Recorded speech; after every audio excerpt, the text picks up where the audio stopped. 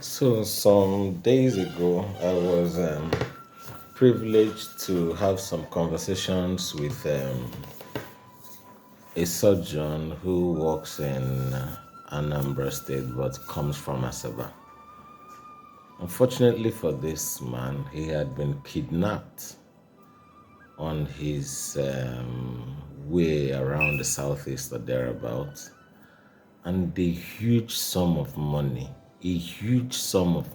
hard earned money of his, was paid as ransom. And ever since God, by his own infinite mercy, made it that this man was released, life has never remained the same for him psychologically. Not with respect to work, but with respect to social engagement. This is a man who can afford a vehicle of not less than 10 to 15 million naira to drive, assuming that is what he wants to do in the southeast. He works so hard. I know that so well. I know him to be a very committed physician who does so much to make sure that he gives the best of service to his patients. He's humane, he's a human being, he's an intellectual, and he's someone you can always relate with at every time. Now, this man literally lives in fear to a very large extent because he no longer uses any high-end vehicle. The man in question uses a very low-class vehicle in his own space, like a vehicle that on a very good day I know he would not want to use. But this is the vehicle he uses. And also intentionally dresses down to make sure that nothing gives anybody that sees him on the road that slightest notion of what social class he normally should belong to. This is the case of the southeastern Nigeria. How can we develop as a people if we don't have security of lives and property in the southeast? This is happening in Anambra. Now, my friends, I would want you to think about this. In your engagement, I would want us to know that the southeast is our safe place. And we must do everything possible to engage the political stakeholders to know that they owe us the provision of safety of life and property. And if they must have to come together as a region, political leaders in the Southeast region, to form a comprehensive security outfit that is going to be responsible for the people of the Southeast, where they shall share intelligence and where they work together with the sole aim of making the Southeast safe to do business and to do anything anybody wants to do, then we'll be getting it right.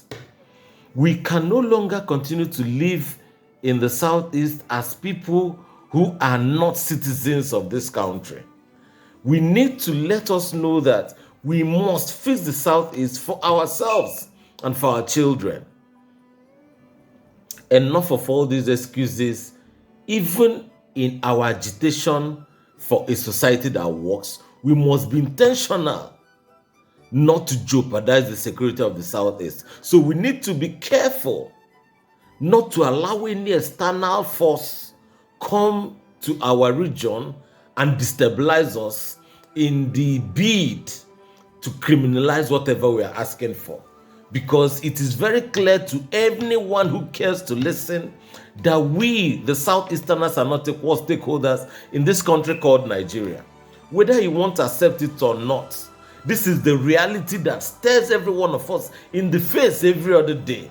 I've lived in deceit and self-denial for a very long time around this. But the truth remains that this is the time for us to act like the Jews. And what do I mean by that? The Jews go around the world, do their own exploits, and bring back the proceeds of their exploits to their country to develop their country, Israel. So the Southeasterners, we need to have that in our mind while making sure that the political stakeholders make the Southeastern region security make it very, very secured, so that we can come back, we can get our people to come back and invest here. We've heard so much about this whole hula baloo about a particular state in the southwest, that the Nigerian state has given everything to thrive beyond other regions. Let us dare as a region to carve a thriving geographical location for ourselves. We have all it takes. We have everything it takes for the world to come to the southeast to do business, to live and to have fun. But yet, the greedy few who have access to political power keep on deceiving our people. We keep on stealing from us.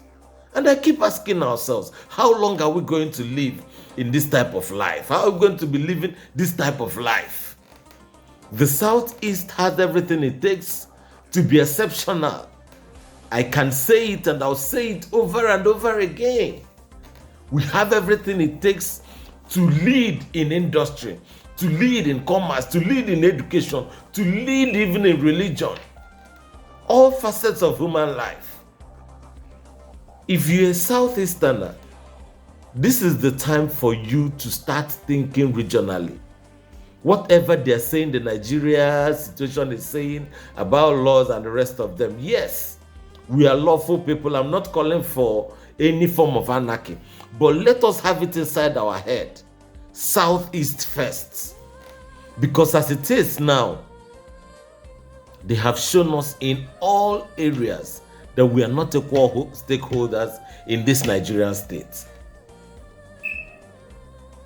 I was listening to Senator Bukachua of Bauchi yesterday night on Arise TV when he was having an interview with Mr. Charles, and I wept. I wept because in his words, you could see the mindset of the regular northern political elites. We are not supposed to come to have the conversations around leading the same country that every one of them have led, irrespective of our capacity, irrespective of our exposure, irrespective of our skill. And this is what we keep on being told every other time. You open your mouth to talk about it, you're locked up. Yet you don't want these people to be equal stakeholders in the Nigerian country or in the Nigerian nation. Friends, this is the time to think about our development of our region. We must develop.